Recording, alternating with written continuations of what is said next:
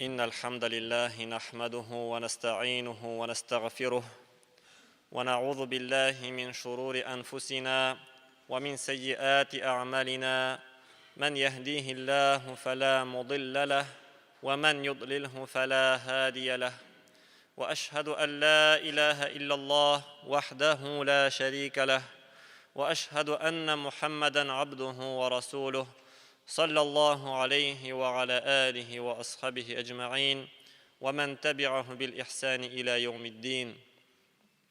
يا أيها الذين آمنوا اتقوا الله حق تقاته ولا تموتن إلا وأنتم مسلمون.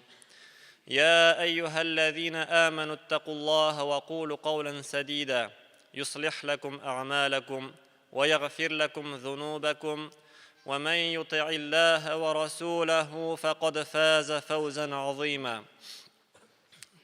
يا أيها الناس اتقوا ربكم الذي خلقكم من نفس واحدة وخلق منها زوجها وبث منهما رجالا كثيرا ونساء واتقوا الله الذي تساءلون به والأرحام إن الله كان عليكم رقيبا.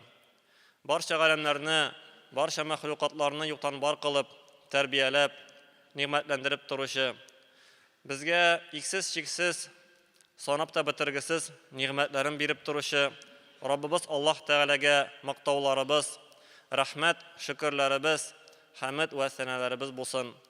G'alamlarga Allohning ulug' rahmati, bizning uchun eng xayrli o'rnak bo'lgan suyukli payg'ambarimiz Muhammad Mustafa sallallohu alayhi va sallamga Allohning salamlari, salovatlari, xayr duolari erishib tursin. Shulayuq uning oilasini, uning sahobalarni ham anga ergan barcha iymon egalari, barcha mu'min musulmonlarga da salam, iminlik, Allohning rahmati ham barakati erishsin. Muhtaram aziz din qardoshlarim, Alloh taolaning rahmati bilan shusha islom dinida yashaymiz. Alloh taolo bizga shunday ulug' o'zining rahmati, o'zining dinin bo'lak etib berdi. Ham Alloh Robbimiz shusha dinda bizga ruxsat etgan, halal qilgan barcha narsada bizga foyda bo'lib tura. Shul shiratda Alloh Robbimiz bizga tiygan, bizni kesatgan narsalar, ular bizga zararli, ziyonli ekanligini har qaysimiz anglay, har qaysimiz shuni bila. Ham shunga ko'ra da islom g'alimlari islom dinining maqsadlarini qaraganda islom dinining tub 5 maqsadi bor deb aytdilar. Shul maqsadlardan ulda bo'lsa birinchisi din, kishi o'zining dinin saqlarga tiyish. Ikkinchisi jon, kishi o'zining ham boshqa kishilarning jonin, esanliklarini, sog'lik salomatliklarini saqlarga tiyish.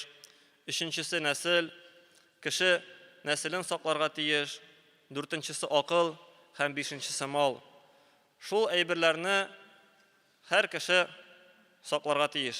Ham shusha narsalarga ziyon keltirgan aybirlar, ular harom aybirlar bo'lib sanala. Agarda dinga, kishining sog'lik salomatligini, esanligini, naslini, molini, aqlini biror narsa ziyon keltirar ekan, ul aybirlar harom, tiyilgan bo'lar. Qoy bir harom aybirlar payg'ambarimiz sollallohu alayhi va sallam vaqtida taralgan bo'lsa, keng taralgan bo'lsa, ular turunda Alloh Robbimiz Qur'on Karim kitobida indirdi. Misal uchun sharob, araqi, isirtgich ichimliklar. Ular turunda Robbimiz ochiq etib, bu ashakilik rijsum min amali shayton, shayton amali deb aytdi. Fajtanibuh, ol narsalardan yiroq bo'ling'iz deb Alloh Robbimiz bizni kesatdi. Ham shulay etib qiyomat kunina qadar isirtgich ichimliklar harom tiyilgan bo'lib qoldi. Ya'ni onun bir tomchisi da harom bo'lib tura. Qoy bir aybirlar payg'ambarimiz Muhammad sallallohu alayhi va sallam vaqtida taralmagan edi.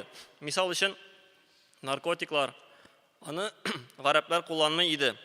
Lekin g'alimlar narkotik kishining aqlini ziyon keltiradi, кешегә саулык сәламәтлегенә зыян китергәненә күрә һәм бик күп аның зарары булганга күрә, ул да аракы хөкемендә була. Аллаһ Тәгалә аракыны тыйган кебек үк, шул ук наркотикларында тыйган дип әйттеләр.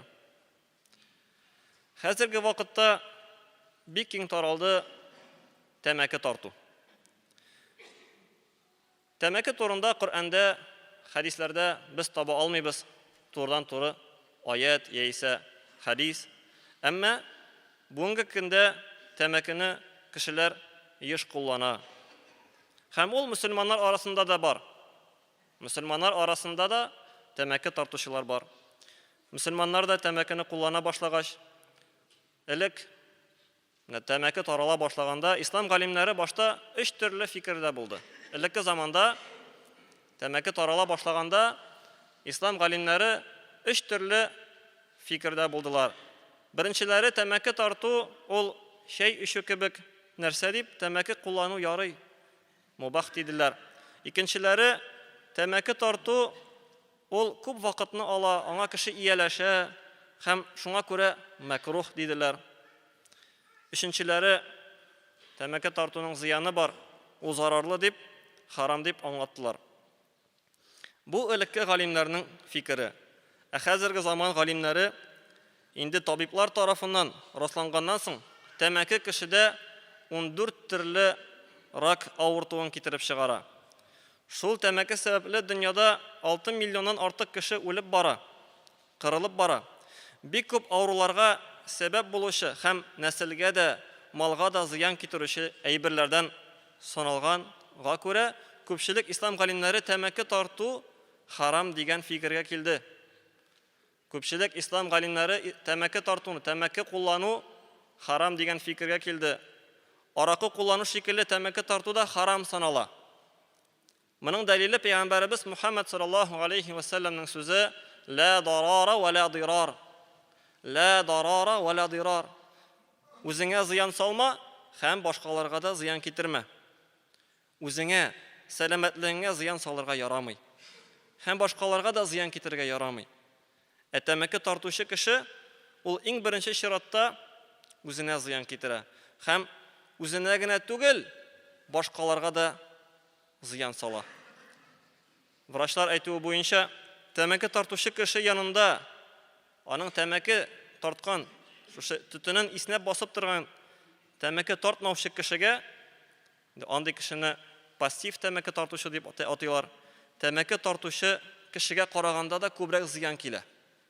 Үзе тәмәке тартмаса да, тәмәке тартан кеше янында басып торганда, аңа зыяны күбрәк тәмәке тартучы кешегә караганда. Аллаһ Раббыбыз, Пәйгамбәрбез Мухаммад саллаллаһу алейхи ва салламны һәм аңа ияргән мөселманнарны сыйфатлап әйтте: "Ва юхиллу лахумут таййибат ва юхарриму алейхимул хабаис." Әл-Ағраф сүрәсе 157-нче аятта ул аларга, ягъни Пәйгамбәр Мухаммад алейхи салату вассалам аларга бары тик яхшы, сыйфатлы, әйбәт булган әйберләрне генә халал кыла, рөхсәт итә. Ләкин әшәке, пычрак, хабаис, шакшы, сасы, зыян китерүче әйберләрне харам кыла. Ул нәрсәләрдән тыя диде Аллаһ Раббыбыз. Җир йөзендә тәмәке турында яхшы, хушбуй шикелле, әйбәт, файдалы әйбер дип әйтүче юктыр. Бер кайда да таба алмыйбыз. Тәмәкене мактап, файдалы, кешенең сәламәтлегенә файдалы дип, кешеләргә файда китерә торган дип, бер кайда андый нәрсә, андый сүз ишеткәнегебез юк. Һәр кеше дә тәмәкенең пычрак, шакшы, әшәке нәрсә икәнен белә. Пәйгамбәрбез алейхи салату вассалам әйтте: "Әгәр берәрегез суган яки сарымсак ашаса, безнең мәчеткә килмәсен" диде. Суган һәм сарымсак Аллаһ Раббыбызның үстергән үсемлеге, үстергән ризыгы. Ни өчен Пәйгамбәрбез тыйды мәчеткә килергә суган һәм сарымсак ашап?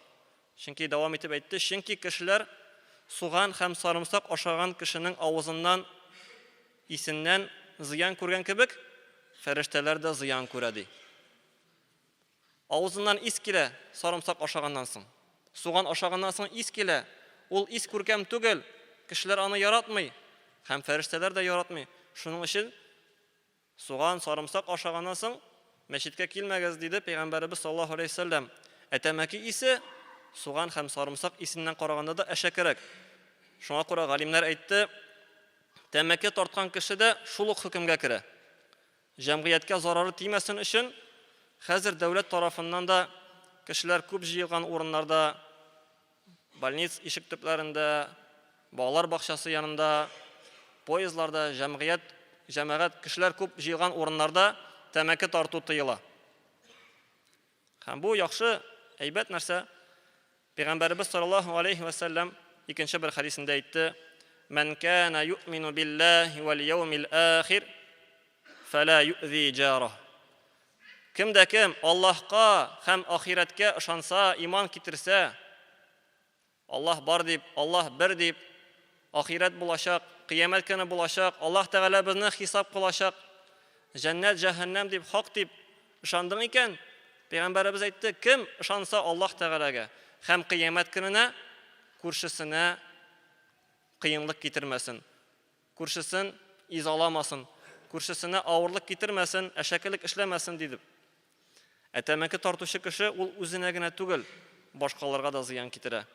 Тәмәке тарту иң беренче чиратта иң күп зыян китерә кешенең сәламәтлегенә. Әйткәнебезчә, бик күп авырулар шул тәмәке тарту аркасында. Һәм кеше әйтмәсен, мин ташлый алмыйм, мин булдыра алмыйм, ихтиярым көчем юк, бик каты ияләштем, ташлый алмыйм дип кеше әйтмәсен. Күп кеше шулай дип әйтә бит. Мин бит инде ияләндем, ташлый алмыйм, нишлим соң инде? Әйе, ияләндең, ләкин ташлап була. Кеше ихтияр көчен җыйса һәм фақат бу Аллаһның харам кылган нәрсә икәнен аңласа, ташлый ала.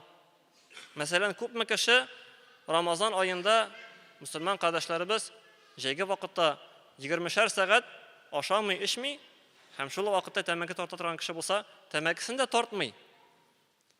20 сәгать буе тәмәкесен дә тартмый, аннан соң тарта. Түзде бит 20 сәгать. Нишләп калган вакытта да түзеп булмыйсың? Фақат үзеңне кулга алып, ихтияр көчеңне кулланырга һәм тыелырга кирәк. Аңларга кирәк. Аллаһ Тәгалә тыйды моны. Тәмәке тартуны ташлар өчен хәзерге вакытта чаралары да бар, төрле дарулар да бар. Шуларны кулланып булса да ташларга кирәк. Иң мөһиме кеше ихтияр көчен җыеп, булды, җитте, туктыйм дип үзенә сүз биреп, Аллаһның әмерен үтим дип, Аллаһ тыйган дип, бу пычрак әшәке нәрсә дип, моннан читләшергә, моңа кире кайтмаска һәм Аллаһ Тәгаләдән сорарга, дуга кылырга. Я Раббым Аллаһ, миңа ярдәм ит, ярдәм бир бу син тыйган харам әшәке нәрсәдән тыелырга дип дугалар кылырга тиеш. Икенче зарар тәмәке тартучы нинди зыян китерә, ул да булса үзенең малына зыян итә. Исраф кыла. Тәмәке, беләбез, бушлай түгел. Аны сатып алырга кирәк. Кеше аны сатып ала. Әгәр көненә бер пачка тәмәке тартса, әйтик, бер пачка 50 яисә 100 сум торса, шул 100 сум булса, инде аена 3000 сум була. Бер елга 36 мең була. Бу аз акча түгел. Шушы 36 меңне хәерлерәк, файдалырак җиргә тотсаң, яхшырак булмыймы? Балаларыңа җиләк-җимеш сатып алып бирсәң, садака итеп бирсәң, күпкә файдалы була, аз акча түгел. Һәм кыямәт көнендә Аллаһ Раббыбыз бездән сораячак: малны каян алдың һәм кайда сарыф иттең? Каян алдың һәм кайда сарыф иттең? Һәрберебез бу сорауларга җавап бирәчәкбез. Шуңа күрә бу исраф санала. Исраф, әрәм итү. Аллаһ Раббыбыз Куръанда әйтте: "Вала тубаззир табзира." Исраф кылма диде. "Иннал мубаззирина кану ихванаш шаятин." Дөрестектә, исраф кылучылар, алар шайтанның дуслары, шайтанның кардәшләре. "Ва кана аш-шайтану ли раббихи кафура." Шайтан исә Раббысына кафир кылган булды. Раббысына карата рәхмәтсез кафир булды, диде Аллаһ Тәгалә Исра сүрәсенең 26-27 аятларында. Шайтан адам баласының үзенең малын әрәм итеп, үзенең малын сарыф итеп, җәһәннәмгә юл тотуын, җәһәннәмгә таба баруын тели. Шушы бесплат түгел җәһәннәмгә керергә, бушлай түгел, акчасын әрәм итеп, үзенә зыян китереп, җәһәннәмгә барсын өчен шайтан тырыша. Һәм мөселман кешесе бу әйберләрне белеп, бу нәрсәләрдән сак булырга тиеш. Һәм шулай ук безгә саф суны пычратырга ярамаган кебек, саф һаваны да пычратырга ярамый. Тәмәке тарткан кеше үзенә дә, башкаларга да, табигатькә дә һәм башка нәрсәләргә бик күп зыян китерә. Сүндерелмәгән тәмәке аркасында күпме янгыннар, күпме пожарлар булды, күпме кеше һәлак булды. Һәм шушы тәмәке тартып, кеше әкрен-әкрен үзен үлемгә, үтерүгә илтә. Аллаһ Тәгалә әйтте: "Ва ла тaqtulu anfusakum. Инналлаһа кана бикум рахима." Үзегезне үтермәгез ди. Үзегезне үтермәгез. Дөреслектә Аллаһ Тәгалә сезгә карата рахимле булды дип әйтте. Инде акыллы булган кеше өчен тәмәкегә якын да килмәү өчен шушы дәлилләр җитәдер. Кайбер мөселманнар, тәмәке тартучы мөселманнар инде әлеге галимнәрнең сүзенә ияреп, элекке галимнәрнең, янәсе элек галимнәр макрух дигәннәр, анда шундый сүзләр бар. Шуңа ияреп тәмәкесен тарта. Макрух кына бит, харам түгел ди. Бит башка галимнәр сүзләре дә бар. Еш кылына торган макрух ул харам хөкемендә. Даими рәвештә, постоянно макрух кылып торасың икән, ул харам кебек була. Гел макрух эшләсәң, харам кебек була. Шуңа күрә тәмәке тартучы бит ул бер генә тапкыр тартмый. Ярар, бер-ике тапкыр гына тартса. Бер тапкыр тартмый, ул айлар буе, еллар буе даим итә, дәвам итә. Һәм инде бу да харам хөкеменә тиң. Шуңа күрә инде Аллаһ Раббыбыз тәмәке тартучылар кардәшләребезгә шушы әшәкелектән, бузыклыктан тыелырга һәм дә ярдәмнәрен бирсә иде, һәм дә һәрберебезгә дә бары тик хәләл ризыклар белән генә тукланып, харам ризыклардан сак булырга Аллаһ Тәгалә насыйплардан әйләсә иде. Баракаллаһу лана ва лакум фил Qur'анил азим ва нафa'на бил аяти ва зикрил хаким. Иннаху хувал гафурur rahim, аль-джадул карим, ас-сами'уд дуа.